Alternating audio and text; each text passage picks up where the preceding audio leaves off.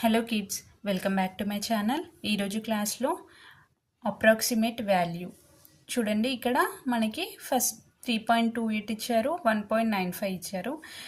ఈ నెంబర్ మనకి ఏ నెంబర్కి దగ్గరగా ఉంది అంటే 3.28 కదా, 3 నెంబర్కి దగ్గరగా ఉంది. ఇక్కడ మనం 3 రాసుకోవాలి. ఓకే, ఇక్కడ చూడండి, ఇంటూకి ఇంటూ రాసుకుందాం. 1.95 అంటే మనకి ఏ నెంబర్కి దగ్గరగా ఉంది? 2.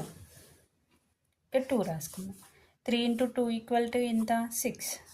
6 ఈజ్ ద ఆన్సర్. ఇక్కడ చూడండి, సెకండ్ వన్ ఏమి ఇచ్చారు? 3.21 ఇంటూ 4.91.